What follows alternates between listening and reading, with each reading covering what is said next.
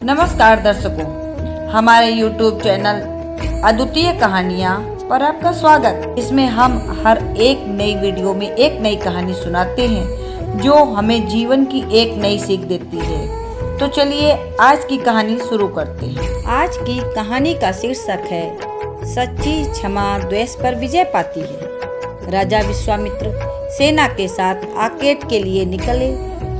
One में घूमते हुए महर्षि वशिष्ठ के आश्रम के समीप पहुंच गए। महर्षि ने उनका आतिथ्य किया।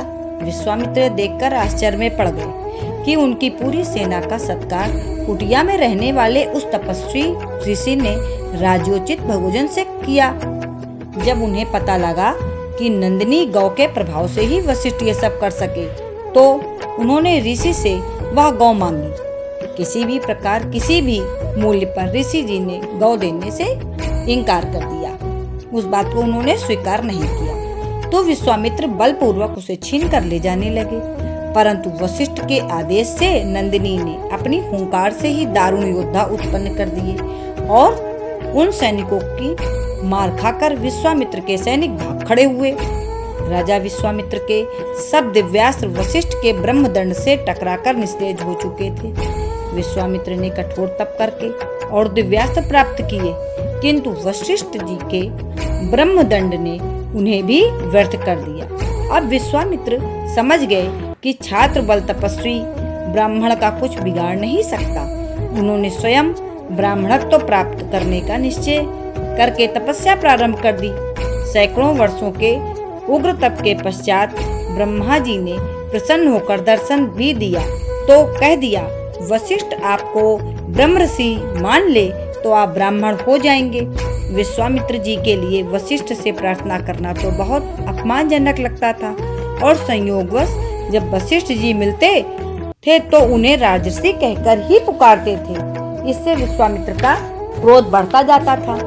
वे वशिष्ठ के घोर शत्रु हो गए थे। एक राक्षस को प्रेरित करके उन्होंने वशिष्ठ के 100 पुत्रों को भी मरवा डाले।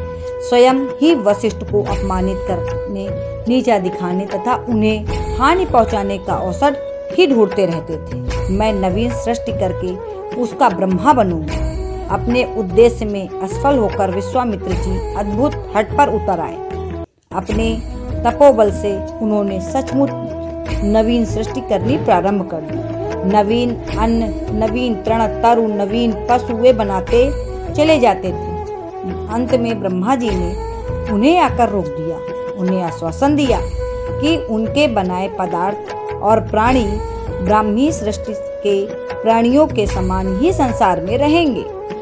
कोई उपाय सफल होते न देखकर विश्वामित्र ने वशिष्ठ जी को ही मार डालने का निश्चय किया। सम्मुख जाकर अनेक बार वे पराजित हो चुके थे, अतः अस्त्र शस्त्र से सज्जित होकर रात्रि में छिपकर वशिष्ठ जी के आश्रम पर पहुँचे। गुप्त रूप से वशिष्ठ का वध उनके अनजाने में करना चाहते थे। चांदनी रात थी। कुटी से बाहर वेदी पर महर्षि वशिष्ठ अपनी पत्नी के साथ बैठे थे। अवसर की प्रतीक्षा में विश्वामित्र पास ही वृक्षों की ओट में छिप रहे। उसी समय कहा, कैसी निर्मल ज्योत्सना छिटकी है।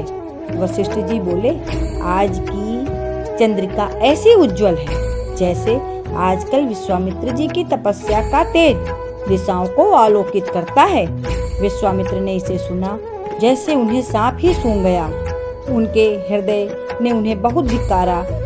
जिसे तू मारने आया है, जिससे रात दिन द्वेष करता है, वह कौन है ये देख। वह महापुरुष अपने 100 पुत्रों के हत्यारे की भी प्रशंसा एकांत में अपनी पत्नी से कर रहा है। विश्वामित्र ने शरीर के सारे अस्त्र शस्त्र नोच फेंके। वे दौड़े और वशिष्ठ के सम्मुख भूमि पर प्राणिपात करके दंडवत गिर पड़े। बदपुर द्वेष सदा के लिए समाप्त हो चुका था। वशिष्ठ की सहज क्षमा उस पर विजय पा चुकी थी। द्वेष और शस्त्र त्याग कर आज तपस्वी विश्वामित्र ब्राह्मणत्व प्राप्त कर चुके थे। महर्षि वशिष्ठ वेदी से उतरकर उन्हें दोनों हाथों से उठाते हुए कह रहे थे, उठिए ब्रह्मर्षि, उठिए। अगर आपको मेरी ये कहानी पसंद आई है तो चैनल को सब्सक्राइब वीडियो को लाइक और कहानी को शेयर करें। धन्यवाद।